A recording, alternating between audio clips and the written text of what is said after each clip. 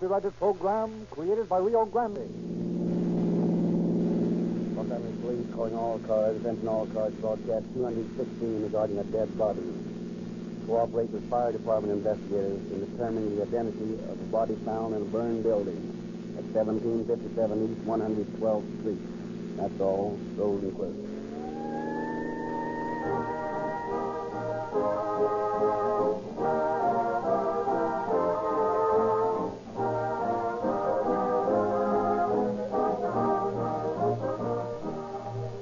Did you ever hear a radio announcement selling gasoline that did not claim the generalities of faster starting, greater pickup, more power, smoother driving, and all the rest of the superlatives?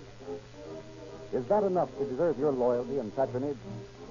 Have any authorities on gasoline endorsed the brand you're using?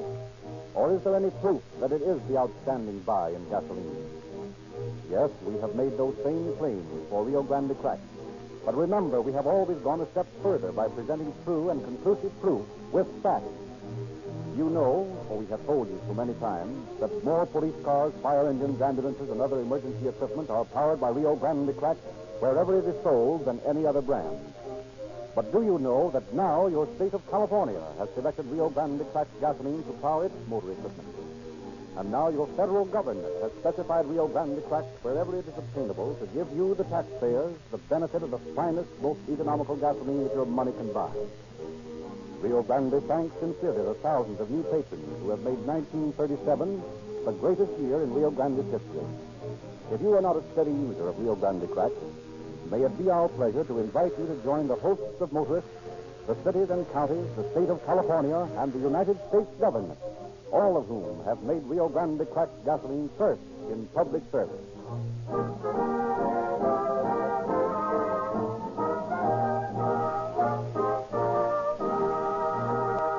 We are appreciative of the cooperation of law enforcement agencies in the presentation of this program, and have therefore asked Deputy Chief H.S. Seeger of the Los Angeles Police Department to open our program. Chief Seeger. Good evening.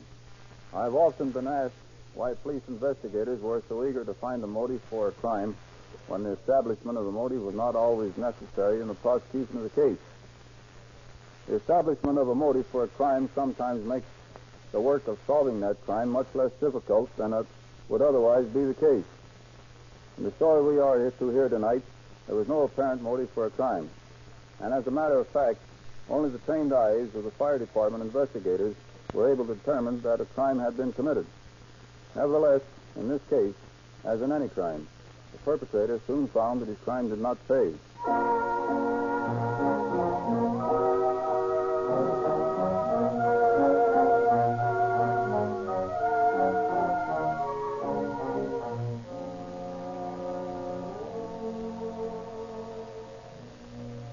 It's been a real pleasure, children, to have this opportunity to meet with you and worship with you today. I'm going to ask you all to stand and sing my wife's favorite hymn, Swing Low, Sweet Chariot. Swing low, sweet chariot, coming for to carry me home.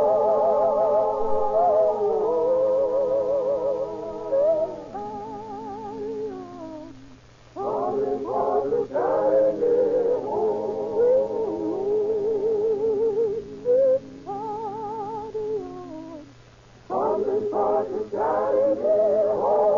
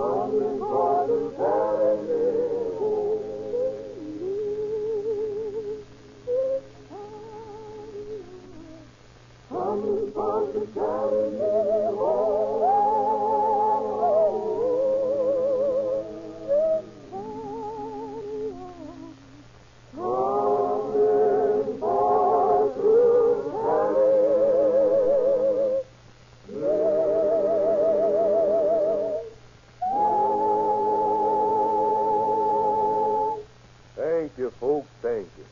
I can understand now why Sister Lewis liked that song so much. Well, it's been a glorious day being here with you. And I want you all to go forth with shining faces and hearts lifted to the Lord. Now may the Lord bless you and keep you, and make his face to shine upon you. That was a mighty fine message, Brother Louis. I don't know when I enjoyed a meeting so much. Thank you, Sister Ruby, thank you. That was a mighty fine thing you said about adultery, Brother Louis. That's just the way I feel about it, Brother Nelson. We need more preachers like you in the church today, Brother Louis. I'll do the best I know how, according to my light. Well, goodbye, you all. Come back next Sunday. Powerful warm weather we've had for December. Yes, it is, Logan. How much was in the collection? Just a little over $6. Not very much. Well, you know, times is hard and folks can't give to the Lord like they used to. Never seemed to me like folks cared much whether they give to the Lord or not. Maybe that's why some of them's having so much trouble. Yeah, but you're faithful toiling in the vineyard, though, Winnie. I tries to do what I think the master would do if he was here. A Christian wife like you's a great comfort to a man. I hope so, Logan. I tries to be a good wife. And, No man never had a better wife. Thank you, Logan. Well, it better be getting along. I gotta be up at 4. That won't give you much sleep, will it? No, not very much. I hope we don't have prowlers tonight again. That reminds me. So what you do with that letter you got Friday? I left it in my other purse at home. I wonder who could have sent a threatening letter like that. Only one I can think is that gal Buddy used to go with. Or maybe her folks. Maybe. But the letter said you had put the police on them, and they're going to get you and me, too. You ain't turned nobody into the police. I know it. And I just can't imagine who'd send me a letter like that. I can't figure out who'd want to do any harm to you or me. Well, ain't going to do no good to worry about it. No. Let's go on home. It's a long drive from San Pedro to Los Angeles.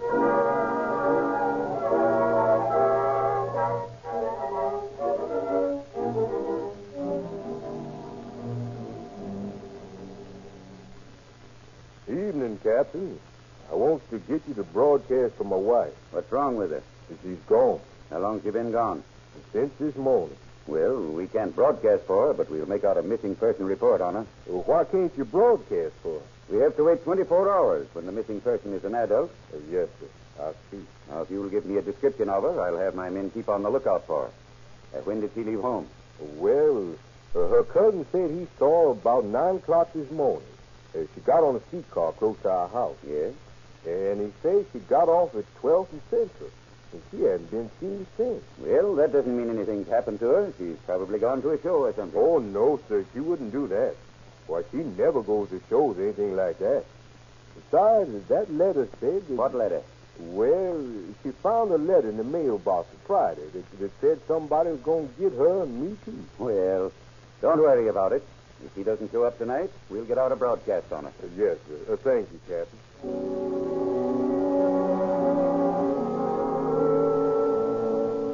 But Winnie Lewis didn't come home that night, nor the next night. Then the hour of midnight crept nearer on the third night of her disappearance. Engine Company 65, Bain speaking. You've got a fire at 7257 East 112th Street. 1757 East 112th Street. Okay. 1757 East 112th Street. Okay.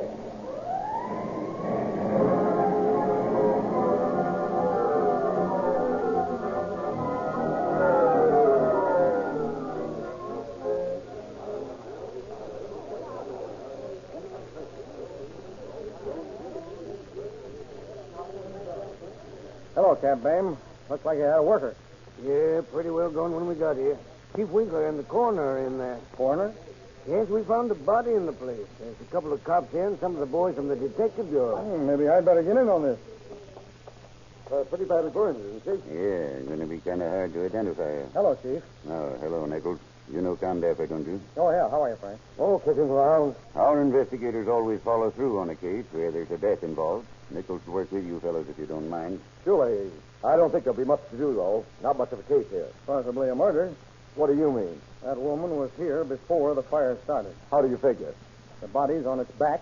The arms aren't contracted. The legs are extended. Those aren't characteristic poses of a burned body if the person was alive when the fire started. I'm afraid you're right, Nichols. There's a hole in the forehead and one in the temple. Oh, maybe a beam fell on it. Well, in that case, the charred wood would have been embedded. Here's a purse we found underneath the body. See what's in it. Pencil stub, there's a nail file, a couple of handkerchiefs. And there's a box of aspirin. We'll probably need that. Yeah. Uh-oh, here's a notebook. Let's see what it might have. There's a name and address. Mrs. Winnie Lewis, 1333 39th Street, Axford 7400. And there's the telephone of the egg lady. Baby shoes, number 6. Wow.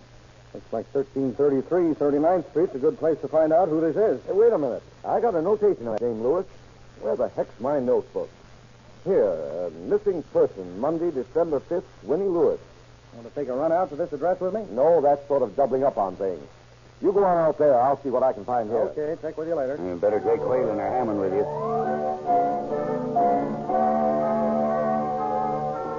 Leaving the police to follow their own lines of investigation, the arson squad investigators, Nichols and Whalen, proceed to run down clues to the crime.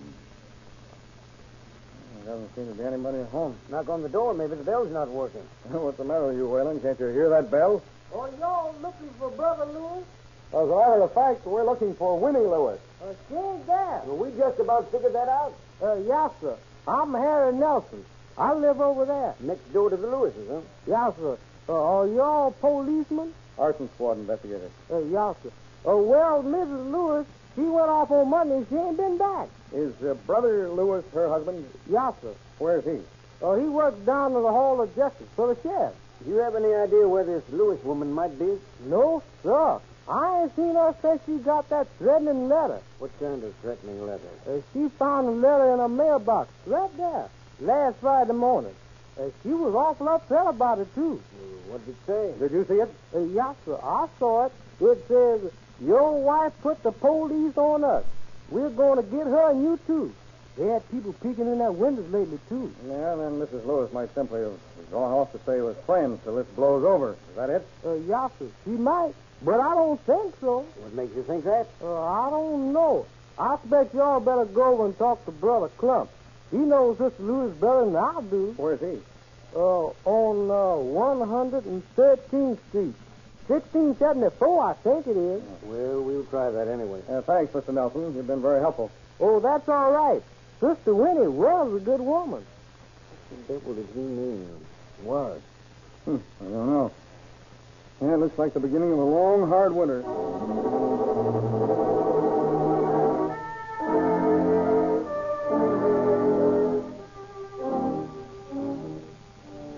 Good evening. We're looking for a Mr. Klopp. Mr. Clapp, what can I do for you gentlemen? Do you know a Mrs. Winnie Lewis? Very well. Won't you gentlemen come in? Thank you. Mr. Klopp, may I ask your occupation, that is, what you do? Well, I'm a minister of the gospel. I have a little church at 1757 East 120th Street. 1757, did you say? Yes, sir. Why? Did you know there was a fire over there at about 11:30? Mercy me, no. Was it the church? No, just a little shack back of the church. Thank the Lord. We just built our little church. We used to hold services in the little building on the back of the lot. Was that shack locked up, Mr. Clark? Why, I'm sure it was. However, the key's always lying on the side of the altar in the church. Besides, any pass key would unlock the door. We found the back door of the church open tonight. No, it shouldn't have been. I locked it myself. Has anyone you know access to the church or the small building? No, except that almost any skeleton key will unlock the shack. Just what do you know about Mrs. Winnie Lewis, Mr. Clark? Oh, she's one of the finest souls I ever met. A splendid Christian woman. And an ardent church worker, too. When did you see her last? Why, let's see. I saw Sister Lewis last Sunday down at San Pedro. I visited Brother Lewis's services down there. And I helped Sister Lewis with the collection. How much did she get? Oh, $5 or $6. All in silver and pennies. Do you know anything about her disappearance from her home or what she was wearing? Well, only what I've been told. I understand she left home by 9 o'clock Monday morning.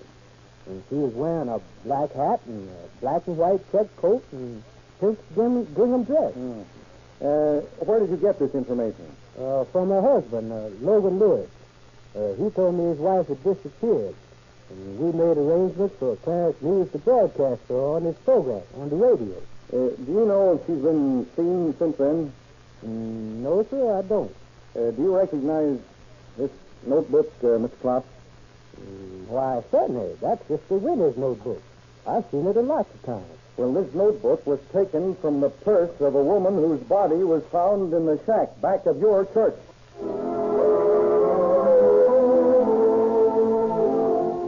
Some additional information secured from the pastor of the church, the investigators began a round of questioning of relatives of the missing woman.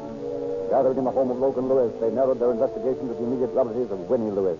Now, as I get it, you're Harry Maines, Mrs. Lewis's cousin. That's right. And you're Mabel Blanche, her sister? Yes. Of course, Logan, we know what your relationship is. Yes, sir. Now, Harry, when did you see Mrs. Lewis last? Oh, I saw her about 9 o'clock Monday morning. Where? Well, we got on the streetcar at 29th and Ascot. Did you go all the way to town? Well, I did, but she got off at 12th and Central. Did she say what for? Well, she said she was going to see the dentist. Does she have a dentist in that neighborhood, Lewis? Yes, sir. Mabel, when did you see Mrs. Lewis last? When she left the house about 8:30, she told me that there was $3 in the candy dish and for me to give it to the insurance man if he come. Do you know of any hard feeling in this family? Oh, no, sir, none at all. Her and Logan got along fine. Any idea how much money she had with her when she left? Well, she said she had about $3 besides the insurance money she left. Did you see this threatening letter she's supposed to have received? Yes, sir. I saw it the day she got it. Logan come running in the house one morning after he got home from work and showed it to her. Where is that letter now? My wife had in her purse when she left. I see. When did you see her last, Logan? Oh, about 4:30 when I left for work Monday. I see. Did you tell Klopp what kind of clothes she had on when she disappeared? Yes, sir. I told him she had on a black and white checkered coat and a pink gingham dress and a black hat. Did your wife ever have any trouble with anybody, Logan? Well, her brother got in a jam with some people once, and she had a lot of argument with him. They said they'd fix her brother so one white shirt be all he needs. Did they ever threaten your wife? I don't know. Maybe they's the one that sent that letter last week. Did your wife have any insurance? Why, yes, I think she did. Some with the Golden State, I think. Well, I'll look into this case a little. I'll let you hear from me later. Well, I'll be here. Or you can find me at the Hall of Records where I work.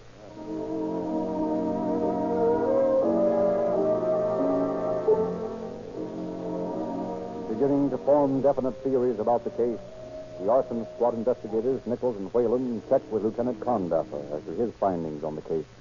Condaffer, I wish you'd pick Logan Lewis and bring him down here. We want to ask him some questions away from the family. Okay. Oh, by the way, here's the Stilson wrench you found out in the burned building. Look, Nichols, that's burned close cleaning to that wrench. Yeah, looks like it. And here's a piece of hat we found out there.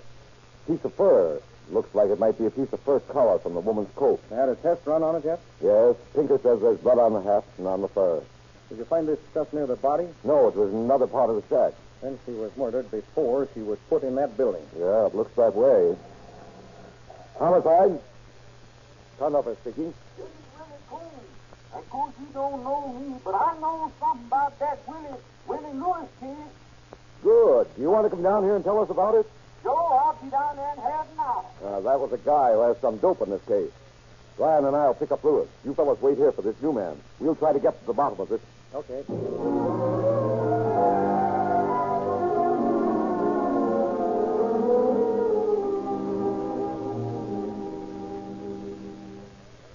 Sit down, Lewis. You know fire department investigators Nichols and Whalen, I believe? Yes, sir. Logan, we want to ask you a few questions. Okay, go ahead. Want Coombs in here? Yeah, better have him. Now, Logan, you told us your wife had on a pink gingham dress when she disappeared, didn't you? Yes, sir. How do you know? I saw her with it on. Monday? Yes, sir, Monday. You told us out at your house that you went to work at 4:30 Monday morning. Is that right? Yes, sir. Where was your wife when you left? She was still in bed. She had a headache. Was she wearing the gingham dress while she was still in bed? Well, you see, Coombs, the ghost. Hello, Brother Lewis. Howdy, Brother Coon. You know this man? Sure I do. When did you see him last? Monday morning, about 9:30, out on Compton, close to Nadu Street. Was he alone? No, so Sister Winnie was with him. Is this true, Lewis? Well, sure it's true. I had Ruth Jones with me in my truck. We saw Brother and Sister Lewis driving out of Compton. And I says to you, there goes Brother Lewis and Sister Lewis. Then that night we went to a play down at the church. And I heard that Sister Winnie has been missing all day. So I says, you're crazy. Why, I saw her and Brother Lewis this morning. Do you know this man Lewis very well, Mr. Coon? Oh, sure do. It goes to his church. Why, just a couple of months ago, I lent him my Stilson to fix some pipes out at the church. You lent him a Stilson wrench 2 months ago? Sure. Did he return it? Not yet.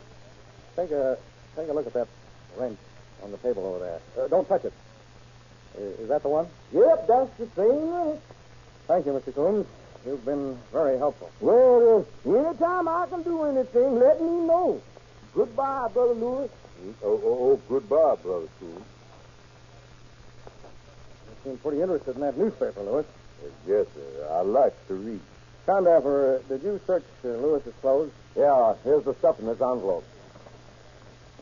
$3 in silver. $40 in bills. Hey, here's a card. I checked on the address on that card. Ryan is out looking for a girl, the one whose name's on the card. The woman in the case, huh? Looks that way. Ryan ought to be back in a minute. Logan, do you think you can put that paper down long enough to answer some questions? Oh, sure, Mr. Nichols. Whose phone number is this on this card? Let me see. Oh, that. Well, I don't exactly remember where I did get that card. It's the address of a dance band. Are you in the habit of frequenting such places? Oh, no, sir. I ain't never been to no place like that. Here's that girl, Condaffer. Her name is Billy Jones. Oh, come in, Miss Jones.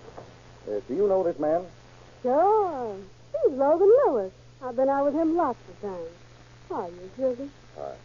What's the matter, Sugar? Ain't you glad to see me? Oh, sure. I'm glad to see you. You look like it. You say you've been out with this man? Sure, lots of times. Did you write this on this card? Please don't, Billy? Yeah, I wrote it. What does it mean? It means don't call me after 9 o'clock. Is anybody supposed to get that from these 2 words on here? Well, Logan knows what it meant. I told him when I gave him the card. Where was that? In the dance hall where I work. When was the last time you were with Lewis? I ain't been out with him from now until a month. I saw him Wednesday morning, though, when he was buying a new rug for his car. Get that rug, Whalen. And how? His car's right outside. Billy, did you know this man was married? Sure, but he said his wife was sick. Said she wasn't going to live long, didn't she, Logan? Huh? You'll have to excuse Logan. He's busy reading the funnies. Did he say how he knew his wife wasn't going to live long? No, sir, he never said. Billy, take a look at that wrench on the table over there. Did you ever see that before? I don't know. I saw one about that size in Logan's car once. Thanks, Billy. That'll be all. We'll call you if we need you. What's the matter, Logan? Lost interest in the paper? No. Why don't you go on reading? Ain't nothing to read. Lewis, did you kill your wife? No. Why did you kill her? I never killed Oh, her. yes, you did. Did you kill her before you went to the church or after? I tell you, I never killed her. Well, I got that rug. New one, but there's stains that look like blood on the cracks of the floorboard. Picker's running a test on them, and he's going to phone us when he's sure. How about that, Lewis? I don't know nothing about it. It won't do you any good to lie about it, Lewis. Why did you kill her? I didn't. You've been lying from the start, Lewis. Come clean now. I didn't have Did you kill her nothing in to the do. car? I didn't. Who saw you do it? Nobody. Then you did it. No, I didn't. Why'd you burn her body? I wanted to. I didn't burn Lewis, her. do you believe in a hereafter? Yes. Do you believe in a heaven and a hell? Yes. You believe your wife's in heaven? Yes. And you know you'll never go there because you killed her, don't you? No, I didn't kill her. I didn't kill her. I tell you, Homicide. Conduct. Yes. Yes. Okay, Tinker. Thanks. Tinker says the scraping from the floorboards show human blood. Well, Lewis, Okay. I tell you, I'll talk. I killed her. I needed money. She had insurance. I wanted to buy things for Billy. I killed her. I did it. I did it. I did it.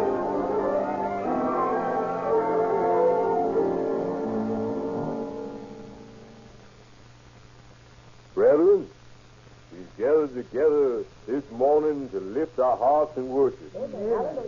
We're grateful to the warden of this prison for allowing us to form our own little congregation. And we're also grateful to the warden for being our guest this morning. And as a special gesture, we'd like to sing your favorite hymn, Warden. Well, Louis, my favorite is one of your own spirituals. Swing Low, Sweet Chariot. Well, Warden, we'll sing it for you. Brethren, let's sing.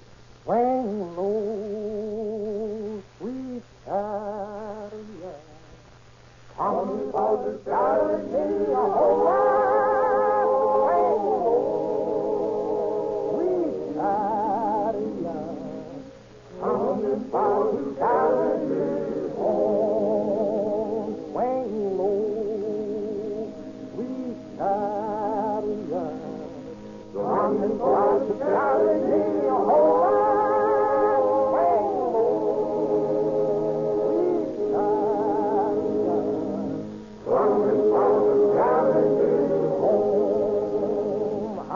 sometimes up, sometimes down.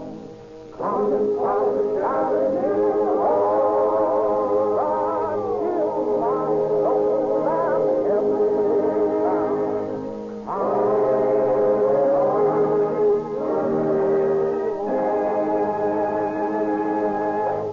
You are going to spend over $100 this year on gasoline if you are an average motorist. Some of you will spend over $200. Why not be guided by the United States government, the state of California, and the many, many cities and counties who specify Rio Grande cracked gasoline to power their automotive equipment? Visit the nearest red and white Rio Grande station.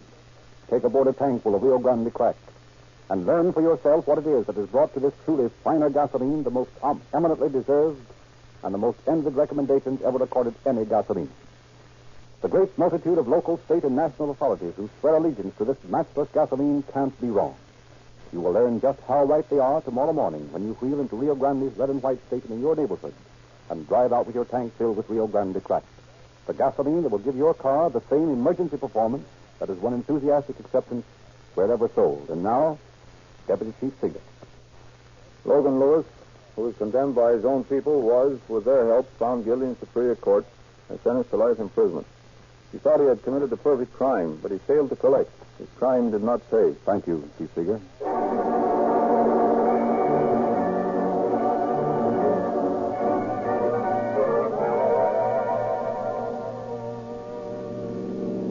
Police calling all cars, attention all cars. Cancellation broadcast 216 regarding a dead body. Suspect in this case is now in custody. And that's all. Rosenquist.